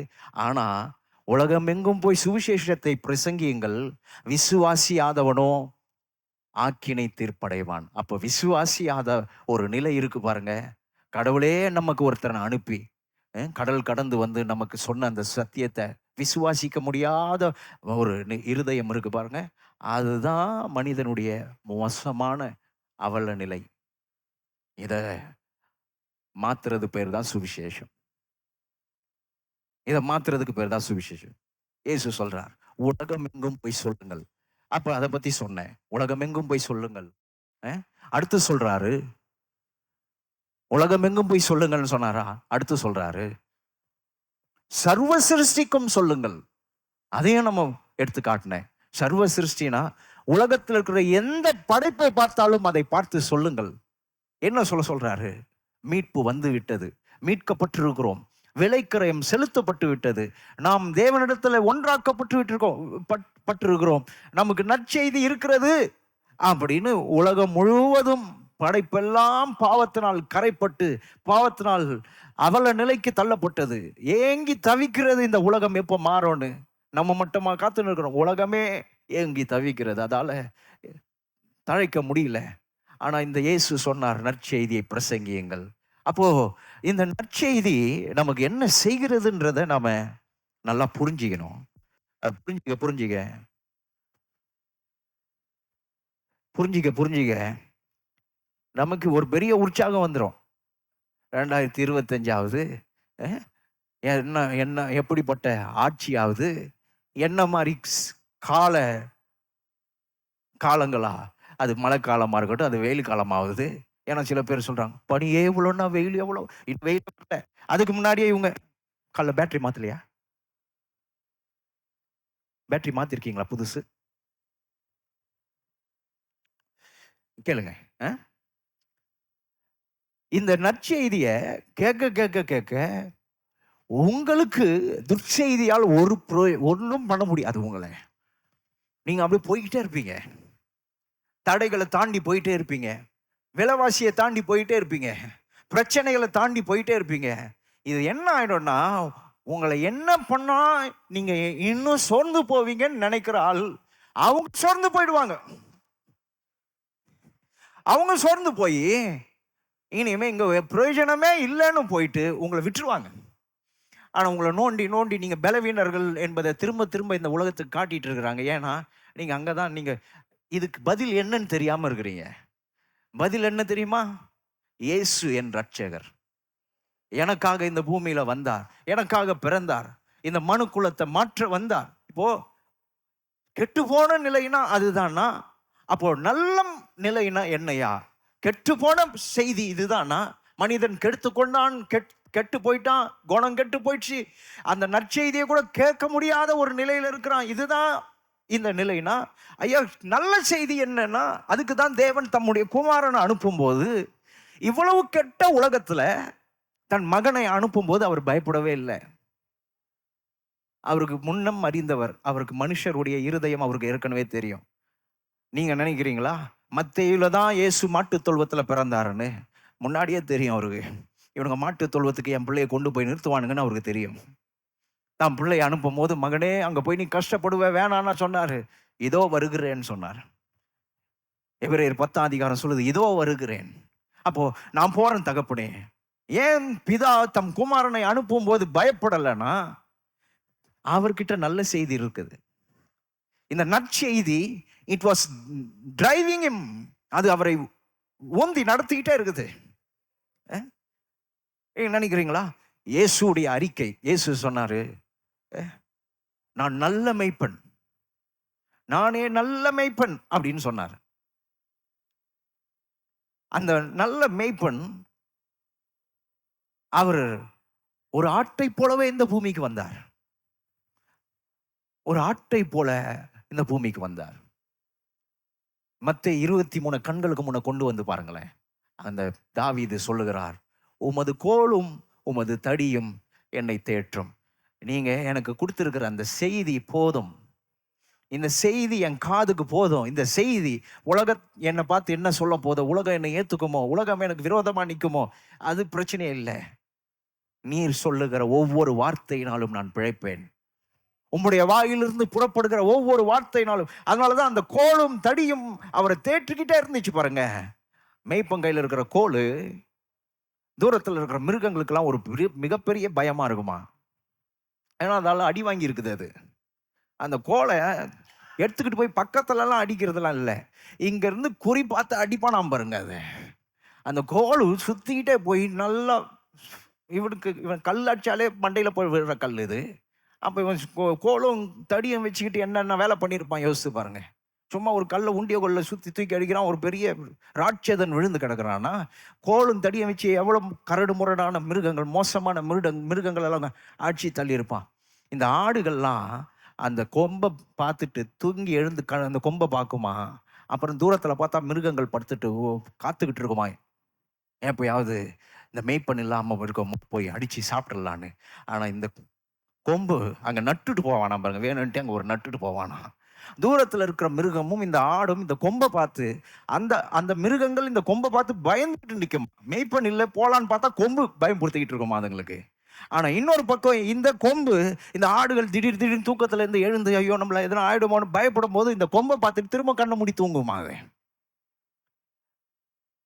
சொல்லக்கூடாது, இந்த கொம்பு இங்க ஒன்று நின்று பேசிட்டு இருக்கு. நான் தைரியம் யாரும் தூங்கலை, ஆனாலும் கொஞ்சம் சிரிப்பீங்கன்றதுக்காக சொன்னேன். ஒரு உட்காந்துருந்தா எப்படி அது? நல்லா காதை திறந்து சந்தோஷமா உற்சாகமா கேளுங்க. இந்த கோலும் தடியும் தேற்றும் சொன்னது மாதிரி இயேசுவுக்கு ஒரு தேற்றவாளன், தேற்றுதல் உள்ள எப்பவுமே இருக்கு, ஒரு தைரியம் உள்ள இருக்கு. அதனால தான் அதுதான் நல்ல சாயல், அதுதான் கெட்ட உலகம். இங்கிருந்து நம்ம பறந்து போயிடணும், இங்கிருந்து நம்ம தப்பிச்சிடணும், எனக்கு எப்போ சாவு வரும், அந்த ஜெபம் மட்டும் கர்த்தர் உங்ககிட்ட கேட்கவே மாட்டார் பாருங்க. நீங்க காசு கேட்டா கூட கொடுப்பாரு, துணிமணி கேட்டா கொடுப்பாரு, வீட்டில் இது தேவை ஆண்டவரே, இது நடக்கணும் ஆண்டவரே, இப்படி இருக்கு ஆண்டவரே, இதுக்கு மாற்றம் தாருன்னு கேட்டீங்கன்னா கொடுப்பாரு. என்னை எடுத்துக்கும் ஆண்டவரே, நான் காது இல்லாதவர் மாதிரி இருப்பார், கேளாதவர் மாதிரி இருப்பார். இன்னைக்கு வரைக்கும் கேட்டிருக்காருன்னு நினைக்கிறீங்க? அது எல்லா ஜெபத்தை விட இந்த ஜெபம் தான் நம்ம அதிகமாக பண்ணியிருக்கிறோம். என்னை ஏன் வச்சிருக்கிறீர்னு. ஆனால் இதுக்கு மட்டும் செவி கொடுத்ததில்லை. ஏன்னா நம் தேவன் யார் தெரியுமா? உன்னை என்னால் வாழ வைக்க முடியும். உன்னை பார்க்கிற கண்களுக்கு முன்பாக நான் உன்னை மேன்மையாக வைப்பேன். உன்னை பார்த்து நீ நல்லா இருக்கக்கூடாதுன்னு நினைக்கிற அந்த சத்துருக்களுக்கு முன்பாக உனக்கு ஒரு பந்தி ஆயத்தப்படுத்துவேன். என் தேவன் எப்படிப்பட்டவர்னா, கெட்ட செய்தியை பார்த்து வா நம்மளும் போயிடலான்னு சொல்றவர் இல்ல, கெட்ட செய்தி நிறைந்த உலகத்துல வாழ்ந்து காட்ட வைக்கிற தேவன். சொன்னார், உலகத்திலே உபத்திரவம் உண்டு, திடன் கொள்ளுங்கள், திடன் கொள்ளுங்கள். இந்த மாலை வேளையில உங்களை பார்த்து சொல்றேன், உங்க நிலைமை என்னன்னு கர்த்தருக்கு தெரியும், ஆனால் திடன் கொள்ளுங்கள். நீங்க எந்த சூழ்நிலையில வந்திருக்கிறீர்கள் என்பதை கர்த்தர் அறிந்திருக்கிறார், நீங்க அதை விட அறிந்திருக்கிறீங்க. இப்படி இருக்க ஆண்டவரேன்னு. ஆனா கர்த்தர் சொல்றாரு, உபத்திரவத்தை பார்த்து பயப்படாத, திடன் கொள். அப்போ திடன் கொள்ளணும் பாருங்க, வாழ்க்கையில உற்சாகம் அடையணும் பாருங்க. அதனாலதான் எங்க உட்காந்து என்ன கேட்கிறோன்னு சங்கீதம் சொல்லுது. யார் வார்த்தை அதிகமாக கேட்குறோம்? துன்மார்க்கர் பேசுறதை கேட்குறோமா? பாவிகள் பேசுறதை கேட்குறோமா? பரியாசக்காரர் பேசுறதை கேட்குறோமா? இல்லை கர்த்தர் சொன்ன செய்தியை அதிகமாக கேட்குறோமா? எதை தியானிக்கிறோம்? எதை அசை போட்டுட்டு இருக்கோம்? எதை நினைச்சுக்கின்னு உட்காந்துருக்கிறோம்? ஆமா, இந்த சூழ்நிலைகள் மோசமாக தான் இருக்கு. அதனால தான் இயேசு நற்செய்தி நிறைந்தவராய் நடந்தார். அதனால தான் அவரால் கடல் மேலே நடக்க முடிஞ்சது. அதனால தான் அவர் சத்துருக்களுக்கு முன்பாக நடக்க முடிஞ்சது. அதனால தான் அவர் அந்த எல்லாரும் பசியில் இருக்கும்போது அவர் பதறி அடிச்சுக்கிட்டு பின் வழியா ஓடி இல்லை, எப்படியாவது போயிட்டோம் நம்மளும் இப்படி எஸ்கேப் ஆயிடுவோம் போல அங்கேயே உட்கார வச்சு அந்த 5 அப்போ 2 மீனை கொடுத்தவன் யாருன்னு கண்டுபிடிச்சி அந்த வீட்டுக்கு 12 சீஷர்கள் தலையிலையும் கூடையை சுமக்க வச்சு கொண்டு போய் சேர்க்கிறார். என் தேவன் தப்பிக்கிற தேவன் இல்லை, என் தேவன் தப்பிக்கிற தேவனா இருக்கிறார். ஹல்லேலூயா. என் தேவன் நம்மை திக்கற்ற நிலையில விட்டுட்டு ஓடுகிற தேவன் இல்லை, திக்கற்றவர்களுக்கும் அனாதைகளுக்கும் தகப்பனாக தேவனாக இருக்கிறார் அவர். அப்போ அந்த வார்த்தையை தான் நம்ம பிடிச்சிக்கணும். யார் வார்த்தையை கேட்குறோன்றதில் ரொம்ப தெளிவுபடுத்திக்கணும் நம்ம. இவர் சொன்னாரா, அப்போ பெரிய விஷயம் கிடையாது அது. அவர் சொன்னாரா, அப்போ அதுதான் பெரிய விஷயம். அவர் சொன்னாரா, நீ நல்லா இருக்க மாட்டேன்னு இவன் சொன்னானா, அது நீங்கள் வீக்குன்றதுனால தான் உடனே அழுக ஆரம்பிச்சிடும். பக்கெட் நாட்டி விட்ட மாதிரி ஒரே கண்ணீரும் கவலையும். நீ நல்லா இருக்க மாட்டேன், நீ யாரியா, நீ நான் கடவுளா, நீ நான் நல்லா இருக்க மாட்டேன்னு சொல்கிறதுக்கு? என் தேவன் என்னை கொண்டு வந்து இந்த பூமியில் வச்சிருக்கிறார். நான் வாழக்கூடாதுன்னு நினைக்கும் போதெல்லாம் அவர் சொல்றாரு, நீ இரு மகளே, பயப்படாதே, நான் உன்னோடு இருக்கிறேன்னு சொல்லியிருக்கிறார். அப்ப அவர் நான் வாழணும்னு அவர் நினைச்சிருக்கிறதுனால தான் நான் வாழ்ந்துட்டு இருக்கிறேன். நான் கூட நினைக்கல, இப்ப கூப்பிட்டா போயிடுவேன் நானு. அப்படிதான் நம்ம எல்லாருடைய மனசுலையும் இப்போ கூப்பிட ஆண்டவரே வாரும் அப்படின்னு பாடுறவங்களாம் எதுக்காக பாடுறாங்க? எவ்வளோ தொல்லை, பில்லு தொல்லை, கடன் தொல்லை, வீட்டில் இருக்கிற மனுஷர்கள் தொல்லை. இதில் வேற நல்ல பையனான்னு பார்த்து வேற கல்யாணம் பண்ணாங்க. அவங்களெல்லாம் கூப்பிடணும். கூப்பிட்டு அவங்களுக்கு ஒரு விருந்து கொடுக்கணும். நல்ல பையனா நல்ல பொண்ணான்னு பார்த்தீங்கல்ல, வாங்க உங்களுக்கு விருந்து கொடுக்குறேன். நல்ல பொண்ணா இருந்தா சொல்லுங்க, நல்ல பையனா இருந்தா சொல்லுங்க. எவன் நல்ல பையன், எவன் கெட்ட பையன்? புத்தி பாவத்தினால கரப்பட்டு இருக்கும்போது நல்லா மனுஷன் கூட கெட்டு போயிடுவான். அவன் மனுஷனா வாழ விடாது இது. ஆனா தேவன் நம்மளை விடல. பாட்டு பாடணும். சேற்றிலிருந்து நம்மை தூக்கினார். சேற்றிலிருந்து, உளையான சேற்றில் கிடக்கிறோம் நம்மை அவர் தூக்கி எடுக்கிற தேவனா இருக்கிறார். அப்போ இந்த இந்த நற்செய்தியை நாம் புரிந்து கொள்ளும்போது நமக்கு அவ்வளவு வாழ்க்கைக்கு முடிவு கொண்டு வரும். அது நிறைய விஷயத்துக்கு முடிவு கொண்டு வரும். இயேசு இப்படி சொன்னார் சுவிசேஷத்தை பத்தி. மத்தேயு 24:14 பேஜ் நம்பர் 37 புதிய ஏற்பாடு. மத்தேயு 24:14 ராஜ்யத்தினுடைய இந்த சுவிசேஷம் பூலோகம் உள்ள சகல ஜாதிகளுக்கும் சாட்சியாக பிரசங்கிக்கப்படும், அப்பொழுது முடிவு வரும். இதுல 2 வார்த்தைகளை மட்டும் எடுத்துக்கிறேன். கலப்படம் பண்ணல, நான் எனக்கு ஏற்ற போல வளைச்சிக்கல. 2 வார்த்தையை மட்டும் எடுத்து உங்களுக்கு ஆழமா பதிய வைக்க விரும்புறேன். சுவிசேஷம் இருக்கிற இடத்துல முடிவு வரும். சுவிசேஷம் அங்க கேட்ட ஒரு மனுஷனுக்கு ஒரு முடிவு வரும். ஏன்னா சுவிசேஷம் போற இடத்துல முடிவு வரும். இந்த உலகம் முடிய போறதை பத்தி வாசிக்கிறோம். இந்த உலகத்தினுடைய நிலைகள் முடிய போறதை பத்தி வாசிக்கிறோம். இயேசு என்ன நம்புறாரு? சுவிசேஷம் போனா கண்டிப்பா முடிவு வரும். நீங்க நினைக்கலாம் இந்த உலகம் அழிய போறதை பத்தி பேசியிருக்கா? இல்ல, முடிவு வர்றதை பேசியிருக்கு. என்ன முடிவு வரணும்னு நம்ம நினைக்கிறோம்? எது நல்ல முடிவுன்னு நினைக்கிறீங்க? இதே மோசமான நிலை, மோசமான குடும்ப வாழ்க்கை, இதே மோசமான பிள்ளை, இதே மோசமான பொருளாதார நிலை, இதே மோசமான குணங்கட்ட நிலை, அந்த மனுஷன் மாறி இருந்தா, அதாவது இவனை கொன்னு போடுறது ஈஸி, இவனை அழிக்கிறது, இந்த பூமியை அழிக்கிறது கடவுளுக்கு லேசான காரியம். ஒரே நொடியில, ஒரே சுவாசத்துல, ஒரே வார்த்தையில அழித்து போட அவரால் முடியாதா? அப்படின்னு பார்த்துருந்தா இந்த 2000 வருஷமா அவர் காத்துட்டு இருக்கணுமா? சுவிசேஷம் முடிவை கொண்டு வரும்னா அழிக்கிற முடிவை பத்தி பேசல.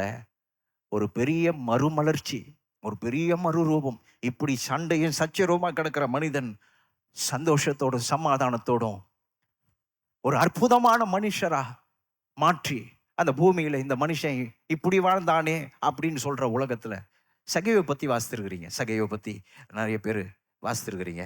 யோவான்ல அதை வாசிக்கிறோம்னு நினைக்கிறேன். லூக்கால வாசிக்கிறோம். லூக்கா வாசித்திருக்கிறீங்க. நீங்க என்னைக்காவது காலையில் கூட இதை பற்றி பேசணும். லூக்கா 19 இயேசு 7ஆம் வசனம். அதை கண்ட யாவரும், ஏன்னா அங்கே ஒரு டைலாக் நடக்குது. இயேசுவோட சகைவும் இயேசுவும் பேசிக்கிறாங்க. என்ன டைலாக்கு? உன் வீட்டில் தான் தங்க போகிறோம் வா. வேதத்துக்கு எதிர்மறையாக சிந்தித்து இருக்கிறேன்னா இதை நான் சிந்தித்து இருக்கிறேன். அவன் இறங்கி அப்படின்னு இருக்கும். அவன் இறங்கி 6ஆம் வசனம், அவன் சீக்கிரமாய் இறங்கி சந்தோஷத்தோட அவரை அழைத்து கொண்டு போனான். நான் அதை நம்புறதே கிடையாது. ஐயா, ஒரு பாஸ்டர் நீங்க, ஒரு பிரசங்கியார் நீங்க, இப்படிலாம் சொல்லாமா? அப்ப மாத்தி பிரசங்கம் பண்ற மாதிரி இல்லையா? இறங்கி இருக்க வாய்ப்பே கிடையாது. தொப்பக்கடின்னு கீழே விழுந்திருப்பான். ஏன் விழுந்திருப்பானா, இவன் யாருன்னு அந்த ஊருக்கே தெரியும். அதனால போகும்போது இந்த ஆயக்காரர்களை எங்கெல்லாம் தெருல போறாங்களோ மண்ணை வாரி இப்படி தூவி காரி துப்பி செபிப்பாங்களாம். ஒரு மனுஷன் இந்த தெருவில் ஒரு ஆயக்காரன் போயிட முடியாது. ஏன்னா இன்னொரு வேத பகுதி லூக்கா 15 வாசி பார்த்தீங்கன்னா ஆயக்காரரும் பாவிகளும் அப்படின்னு தனி லிஸ்ட் இருக்கும். அதாவது ஆயக்காரர்ல பாவி லிஸ்ட்ல கூட சேர்க்கல. நீங்களாம் படுபாவிகள், நீங்களாம் மோசமானவங்க. கடவுள் உங்களுக்குன்னு தனியா ஒரு எண்ணெய் கடல் வச்சிருக்கிறார். பாவிகளுக்கு ஒரு எண்ணெய் கிணறு வச்சிருக்கிறார். அதுல போட்டு அவங்கள வருப்பாரு. உங்களை இன்னும் மோசமா இன்னும் ஒரு நிலைக்கு. ஏன்னா ஆயக்காரர்களை பாவிகளா கூட கருதல, படுமோசமானவர்களா கருதுனா. இப்போ ஒரு ஆயக்காரங்கிட்ட சொல்லும் போது அவனுக்கு என்ன தெரியும்? இப்படிப்பட்ட ஒரு சத்தத்தை காதுல கேட்டதே கிடையாது. நல்ல செய்தி காதை நோக்கி வருது. என்ன செய்தி வருது? உன் வீட்டுல நான் தங்க போறேன். இயேசுவை பத்தி கேள்விப்பட்டிருப்பான். இப்ப பார்க்கணும்னு வந்திருக்கான். இயேசு சொல்றாரு, உன் வீட்டுல இருக்கிறத பார்க்க விரும்புறியா? நான் வரேன் வா. ஜனங்கள் சொன்ன வார்த்தைகளை பாருங்க. 19 அதை கண்ட யாவரும், 7ஆவது வசனம், இவர் பாவியான மனுஷனிடத்தில் தங்கும்படி போனார் என்று முறுமுறுத்தார்கள். இதான் உலகம். கெட்டு போனது உண்மை. உலகம் அழிஞ்சு போனது உண்மை. மனுஷனும் புத்தி கெட்டு போறான். மனுஷனும் கடவுளுக்கு விரோதியா வாழ ஆரம்பிச்சிட்டான். மனுஷனும் மோசமான நிலைமைக்கு போயிட்டான். ஆனா இந்த நற்செய்தி என்ன பண்ணுது? நானும் நீயும் இருக்கிற ஒரு நிலையை நான் விரும்புகிறேன்னு சொன்னவரே இயேசு, அந்த ஒன்றா இருக்கிற அந்த நிலை அவ்வளோதான். அவன் இன்னும் மோசமாக தான் இருக்கிறான். அவன் இன்னும் மாறலை. அவன் வாழ்க்கையில் எதுவும் மாற்றம் இல்லை. ஆனால் இந்த செய்தி எவ்வளோ தூரத்துக்கு அவனுக்கு கொண்டு போச்சுன்னா, he started confessing. அவன் சொல்ல ஆரம்பிக்கிறான் கர்த்தரை நோக்கி, ஆண்டவரே. இன்னும் வீட்டுக்குள்ளே கூட போலங்க. வீட்டுக்குள்ளே இயேசுவை வீட்டுக்குள்ளே கூட்டு போகும்போதே அவன் தன் பாவத்தை உணர்ந்து அதை அறிக்கை செய்து விட்டு விடுகிறான். இரக்கம் பெறுகிறான். அவன் வாழ்வடைகிறான். அவனை சபித்த ஜனங்களுக்கு முன்பாக இப்போ இயேசு அவனுக்கு நல் வாழ்வை கொடுக்குறாரு. இவெல்லாம் அவன் உயிரோடவே இருக்கக்கூடாதுன்னு சொன்ன இடத்துல இயேசு சொல்கிறாரு. அவன் சொல்கிறான், நான் ஏழைக்கு திரும்ப கொடுத்துட்றேன். அநியாயமாக வாங்கியிருந்தா அதை 4 மடங்கு கொடுக்குறேன். இயேசு அவனை நோக்கி, இன்றைக்கு இந்த வீட்டுக்கு ரட்சிப்பு வந்தது. வந்தது ரட்சிப்பு இல்லை, வந்தது இயேசு, வந்தது நற்செய்தி. ஆனால் ரட்சிப்பை கொண்டு வந்தது அது. நற்செய்தி முடிவை கொண்டு வரும். நற்செய்தி ரட்சிப்பை கொண்டு வரும். நற்செய்தி உங்க வாழ்க்கையில சமாதானத்தை கொண்டு வரும். ஆகவே தான் தேவ செய்தியை அதிகமாக காதை விட்டு கேட்கணும். கேட்க கேட்க கேட்க என்னன்னா, நிலைமை மோசம்தான், பாவியான மனுஷன்தான் இவன். ஆனா முதல் 300 ஆண்டுகள் இந்த சக்கேயஸ் டே, சகேயுடைய தினம்னு கொண்டாடினாங்களாம். வருஷம் வருஷம் நினைச்சு கொண்டாடினாங்களாம். சகேயுடைய நாள், புனிதர் சகேயுன்னு அழைத்தாங்களாம். செயின்ட் சக்கேயஸ். ஹலோ, விக்கிபீடியாவில் போய் டைப் பண்ணி பாருங்க இந்த சகேயு யாருன்னு. அவர் தான் ஒரு பட்டணத்துக்கு அவர் தான் பாஸ்டர், முதல் பாஸ்டர். அந்த பட்டணத்தில் முதல் சுவிசேஷத்தை கொண்டு போனவர் அவர் தான். அவர் கொண்டு போய் 300 வருஷத்துக்கு அவரை மறக்க முடியல ஜனங்களால். பாவியான மனுஷன் அழைக்கப்பட்ட அதே மனுஷனை தான் புனிதர் சகே என்று அழைத்தார்கள். யோசிச்சு பாருங்க, கர்த்தர் எப்படிப்பட்ட முடிவை கொண்டு வர்றார். அழிக்கணும், இந்த பாவியை அழிக்கணும், இந்த பாவியை தண்டிக்கணும், இந்த பாவியை சபிக்கணும். அதுதான் உலகம் பார்க்குது. கர்த்தர் சொல்றாரு, இல்லை, ரட்சிப்பு உனக்கு கொண்டு வருவேன். ரட்சிப்புனா ஏதோ ஒரு மதத்திலிருந்து இன்னொரு மதத்துக்கு கூட்டு போறது இல்லை. உன்னை உள்ளும் புறமும், உன்னுடைய இருதயமும் உன் மனமும், உன்னுடைய வாழ்க்கை பாவத்தை விரும்பி விரும்பி செஞ்ச அந்த இருதயத்தை, அந்த பாவத்தை வெறுத்து, அதை வெறுக்கிறான். எப்படி வெறுக்கிறான் சொல்றான், நான் ஏழைக்கு கிட்ட வாங்கியிருக்கிறேன், அது தப்புன்னு எனக்கு புரியுது, நான் திருப்பி கொடுத்துட்றேன். இப்போ அவனுக்கு சொன்ன வார்த்தையை கவனிங்க. நற்செய்தி விடலை அவனை. அவனுக்கு இருக்கிற நற்செய்தி என்னன்னா, இப்போ அவன்கிட்ட இருக்கிறதெல்லாம் கொடுத்துட்றேன்றான். ஏழைக்கு திரும்ப கொடுத்துட்றேன்றான். அவன் சொல்றான், ஆண்டவரே 8, என் ஆஸ்திகளில் பாதியை ஏழைக்கு கொடுத்துட்றேன். அப்போ பாதி ஆஸ்தி எப்படி போயிடுச்சு? ஏழைக்கு போயிடுச்சு. இன்னொரு பாதி இருக்கு. இப்போ பாருங்க அந்த பாதியை எப்படி ஹேண்டில் பண்றான் பாருங்க. நான் ஒருவனிடத்தில் இதையாகிலும் அநியாயமாய் வாங்கினதுண்டானால் அப்ப இன்னொரு பாதியும் போயிடுச்சு. ஹலோ, முழுமையும் இழந்துட்டான். அப்ப இயேசு அவன்கிட்ட சொல்றாரு, நீ முழுமையை இழந்துட்டேன்னா உனக்கு திரும்பவும் கெட்ட செய்தி தான். ஏன்னா இப்போ நீ ஆத்துமால மாற்றம் அடைஞ்சிட்ட, புத்தியில மாற்றம் அடைஞ்சிட்ட, பொருள்ல மாற்றம் அடையிலையே. நீ பொருள்ல இப்போ இழப்பு தானே. உன் கையில இருந்ததெல்லாம் இப்போ உன் கண்ணு முன்னுமே எல்லாரும் எடுத்துட்டு போறாங்க. நீ தான் வேற வாயை திறந்து வேற சொல்லிட்ட. வாயை சும்மாவாவது மூடிட்டு இருந்திருக்கலாம். இப்போ வாயை திறந்து என்ன சொல்லிட்டேன், பாதி இப்படி கொடுத்துறேன், பாதி எப்படி கொடுத்துறேன்ட்டு. இப்போ ஒன்றும் இல்லாத ஓட்டாண்டி நீ. நான் போன வாரம் சொன்ன பாருங்க, பாக்கெட்டில் போட்டு 4 நாள் கீழே கிடக்கும். அது கிழிஞ்ச பாக்கெட்டில் போட்ட கதை தான். அது கீழே விழுந்துச்சின்னு தெரியாம போய் ஹோட்டலில் ஆர்டர் பண்ணி சாப்பிட்டு கடைசியில் கையை கழுவும் போது பாக்கெட்டில் கை விட்டு பார்த்தா கிழிஞ்ச பாக்கெட்டு. அப்படிதான் இந்த வாழ்க்கை, கிழிஞ்ச பாக்கெட் மாதிரி. இப்போ இவன் உண்மையாவே கிழிச்சுக்கிட்டாங்க. இவனை புத்திமதி சொல்றவங்க, ஒரு நல்ல பரிசுத்தவான்கள் புத்திமதி சொன்ன, மாறிட்டி, அது போதும் தம்பி, இதெல்லாம் வச்சுக்கோ, இதெல்லாம் விட்டுறாதன்னு சொல்லுவாங்க. இவன் ஓட்டாண்டி, ஒன்றும் இல்லாத ஓட்டாண்டி. எப்போல்லாம் ஒரு மனுஷன் அவன் வாழ்க்கையில தேவனுடைய வார்த்தைக்கு இடம் உண்டாயிருக்கிறதோ அவன் ஓட்டாண்டியாய் தொடர முடியாது. அவன் ஒன்றும் இல்லாதவனாய் பற்றாக்குறை அவனுடைய தொடர் வாழ்க்கையாய் இருக்க முடியாது. அவன் இறந்து திரிந்து அலைந்து ஏங்கி தவிக்கிற ஒரு நிலைமை தொடர முடியாது. அவன்கிட்ட சொல்றாரு, நீ ஆபிரகாமுக்கு குமாரன்றதை மறந்துடாத. யார் ஆபிரகாம்? ஒன்றும் இல்லாதவனாய் ஒரு திண்ணையில உட்கார்ந்துட்டு இருக்கும்போது அழைத்து அவனுக்கு ஆஸ்தியையும் அந்தஸ்தையும் அவனுக்கு சம்பத்தையும் ஐஸ்வர்யத்தையும் கொடுத்த தேவன் ஆபிரகாமை அவன் கண்ணுக்கு முன்ன கொண்டு வந்து காட்டுறார். இனி ஆபிரகாமுடைய பிள்ளை, ஆபிரகாமுடைய குமாரன் நீ. நீயும் ஆபிரகாமுடைய குமாரன். ஆபிரகாமை அழைத்து ஆசீர்வதித்த தேவன் அவனுடைய குமாரனையும் ஞாபகப்படுத்துறார். ஆபிரகாமுடைய குமாரன் யாரு? ஒண்ணுமே இல்லாம பஞ்சத்துல ஊரை விட்டு ஓடலான்னு காத்துக்கிட்டு இருந்த, இனிமே ஒண்ணுமே இல்லைன்னா இந்த ஊரை விட்டு தான் ஓடி ஆகணும். என்கிட்ட ஒருத்தர் சொன்னார், கடங்காரங்க தொல்லை தாங்க முடியல, ஊரை விட்டு ஓடிடலான்னு இருக்குதுன்னாரு. ஊரை விட்டு தான் இந்த சகையை போனேன். ஏன்னா நல்ல வசதியா இருந்த ஒரு மனுஷன் இன்னைக்கு அம்போன்னு கிடக்குறான். நான் எல்லாத்தையும் கொடுத்துட்றேன்னு சொன்னான்னா அப்ப என்ன இருக்கும்? கர்த்தர் ஈசாக்கை அவனுக்கு ஞாபகப்படுத்துறார். ஈசாக்கு அந்த தேசத்துல இருந்தான், விதைத்தான். கர்த்தர் அவனை 100 மடங்கு ஆசீர்வதித்தார். ஒரு அற்புதமான ஒரு வாழ்க்கை முறையை கற்றுத் தருகிறார் சகேயுக்கு. சகேயு, நீ இழக்கவில்லை, சொல்றாரு பாருங்க, இழந்ததை கொடுப்பதற்காக நான் வந்தேன். 10வது வசனம், இழந்து போனதை தேடவும் ரட்சிக்கவுமே.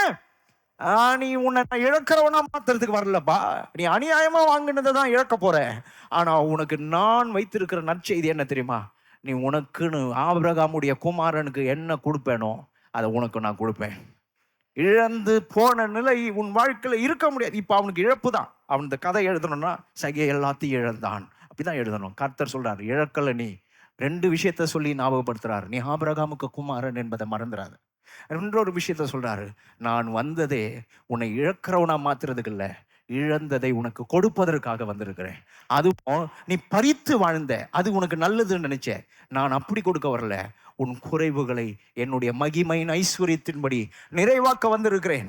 உன்னுடைய கெட்ட நிலையில நீ நல்லவனா இருக்கிற மாதிரி, நல்லா இருக்கிற மாதிரி காட்டிட்டு இருந்தியே, அதை நான் மாத்திட்டு என்னுடைய நீதியின் பாதையில உன்னை நான் நடத்த போறேன். இந்த நீதியின் பாதையில ஐயா ஏழ்மை இருக்குமா? இல்ல, நீதியின் பாதையிலையும் புல்லுள்ள இடங்களில் நடத்துவார். அமர்ந்த தண்ணீர் அண்டைக்கு கொண்டு போவார். அந்த நீதியின் பாதையிலையும் பாத்திரத்தை நிரம்பி வழிய செய்வார். கேட்டு போன வழியிலையும் நிரம்பி வழிந்தான். ஆனா கர்த்தர் சொன்னார், அது நமக்கானது இல்லை, இந்த உலகம் அதை எடுத்து வாழுது. ஆபிரகாமுடைய குமாரன் கையில ஒண்ணுமே இல்லைனாலும் அவனை ஆசீர்வதித்திருக்கிறேன். அதை கொஞ்சம் நினைச்சு பாருமானே. இன்னைக்கு அதை தான் உங்களுக்கு சொல்றேன். நற்செய்தி என்பது என்ன தெரியுமா? எனக்கு தேவன் இருக்கிறார் என்பதுதான் நற்செய்தி. உங்களுக்கு தேவன் இருக்கிறார். உங்க கையில ஒண்ணும் இல்லைன்றது உண்மை. நிம்மதி இல்லை, சுகம் இல்லை, வழி இல்லை, என்ன பண்ண போறன்ற கேள்வி இருக்கலாம். ஆனா உங்களுக்கு சொல்லவா, அன்னைக்கு சகேயு திரும்பவும் கிளீன் ஆயிட்டான், ஒன்றும் கிடையாது. ஆனா தேவன் அவனுக்கு சொன்ன செய்தி என்ன தெரியுமா? இழந்ததை நான் திரும்ப கொடுப்பேன். எதை இழந்தீங்கன்னு யோசிச்சு பாருங்க. கர்த்தர் அதை உங்களுக்கு திரும்ப கொடுப்பார். அது என்னவா இருக்கட்டும், அது சுகமா இருக்கட்டும், அது நிம்மதியா இருக்கட்டும், அது உங்க வாழ்க்கையில் இருக்கிற எந்த ஒரு சூழ்நிலையா இருக்கட்டும், கர்த்தர் அதை உங்களுக்கு அந்த காரியத்துக்கு நன்மையை தருவார். ஹல்லேலூயா. கர்த்தர் உங்களுக்கு பலத்தை தருவார். கர்த்தர் உங்களுக்கு சமாதானத்தை தருவார். கர்த்தர் உங்களை உயர்த்துவார். கர்த்தர் கீழே தள்ளுகிற தேவன் இல்லை, ஏழையாக்குற தேவன் இல்லை, இழக்க வைக்கிற தேவன் இல்லை. இழப்பை கூட சீர்படுத்தி அழகுபடுத்தி அந்த சகேவை 300 ஆண்டுகள் தலைமுறைகள் திரும்பி பார்த்து அவனை ஞாபகப்படுத்திக்கிட்டாங்க. இப்படி ஒரு மனுஷன் இருந்தான் அப்படின்னு. எழும்பி நிற்போம், ஜெபிக்கலாம். ஹல்லேலூயா. ஸ்தோத்திரம். அடுத்த வாரம் தொடருவோம். ஸ்தோத்திரம் கர்த்தாவே, நன்றியோடு ஸ்தோத்திரிக்கிறோம். திசை திரும்பாதீங்க, மனதை பண்ணாதீங்க. இது அற்புதமான நேரம். இந்த தேவன் என்னோடு இருக்கிறார் என்பதை உறுதிப்படுத்தி கொள்ளுங்கள். இந்த சகைவை நினைத்த தேவன், இந்த சகையை வீட்டுக்குள்ள கால் எடுத்து வச்ச தேவன், இந்த சகைவை பார்த்து நீ பயப்படாத, நான் உன்னை ஆபிரகாமின் குமாரனை போல் ஆக்குவேன் என்று சொன்ன தேவன். நீ பயப்படாத, இழந்து போனதெல்லாம் நான் உனக்கு திரும்ப கொடுப்பேன்னு சொன்ன தேவன். முதல் 300 ஆண்டுகள் சரித்திரத்துல அவன் பெயரை மறக்க முடியாத அளவுக்கு, பாவி என்று அழைத்தவனை புனிதன் என்று அழைக்கிற அளவுக்கு கர்த்தர் ஏற்படுத்தின அந்த மாற்றத்தின் தேவன் இன்றைக்கு உங்க வாழ்க்கையில் இருக்கிறார், உங்க குடும்பத்திலே இருக்கிறார், உங்க நடுவுல உங்க வாழ்க்கையில குடிக்கொண்டு இருக்கிறார். அதாவது சகை வீட்டுக்காவது வந்துட்டு போனாரு, உங்க வீட்டுல இருந்து போறதே கிடையாது, உங்க கூடவே இருக்கிறார். எல்லாத்தையும் பார்த்துக்கிட்டு சும்மா இருக்கிறார் நினைக்காதீங்க. கர்த்தர் எல்லாத்தையும் சரிப்படுத்துகிறவரா இருக்கிறார். அவர் இருக்கிற இடத்துல அது அற்புதமாய் மாறி ஆகணும், அதிசயமாய் மாறி ஆகணும், அசுத்த ஆவிகள் ஓடி ஆகணும். அங்க தலையெடுத்து ஆடுகிறதற்கு அதுக்கு இடம் இல்லை. கர்த்தர் இருக்கிற இடத்துல விடுதலை உண்டு. கர்த்தருடைய ஆவியானவர் இருக்கிற இடத்துல விடுதலை உண்டு. ஹல்லேலூயா. சுவிசேஷம் இருக்கிற இடத்துல முடிவு உண்டு. ஸ்தோத்திரம், ஸ்தோத்திரம் தகப்படே. ஒவ்வொரு ஆத்துமாக்களை தேற்றுவீராக, ஒவ்வொருவருடைய இருதயத்தையும் பலப்படுத்துவீராக, ஒவ்வொருடைய கண்ணீரையும் துடைப்பீராக, சாட்சியாக நிறுத்துவீராக. ஆபிரகாமின் தேவன் எங்கள் தேவனாய் இருக்கிறீர். ஈசாக்கின் தேவன் எங்கள் தேவனாய் இருக்கிறீர். ஏமாற்றப்பட்ட யாக்கோபுடைய தேவனும் எங்கள் தேவனாய் இருக்கிறீர். கர்த்தாவே, உம்மை நம்பி இருக்கிறோம். ஒவ்வொருவரையும் இந்த புதிய வாரத்தில் அவர்கள் சந்திக்கிற ஒவ்வொரு காரியத்தையும் அதை மேற்கொள்ள ஜெயிக்க அவளை வழி நடத்துவீராக. உமது நாமத்தை மகிமைப்படுத்திக் கொள்ளும். இயேசுவின் மூலம் ஜெபிக்கிறோம். நம்ம எல்லாரும் சொல்லுவோம், நம்முடைய கர்த்தராகிய இயேசு கிறிஸ்துவின் கிருபையும் பிதாவாகிய தேவனுடைய அன்பும் பரிசுத்த ஆவியானவருடைய ஐக்கியமும் நம் அனைவரோடும் இன்றும் என்றும் சதா காலம் இருப்பதாக. நீங்கள் ஆசீர்வதிக்கப்பட்டவர்கள்.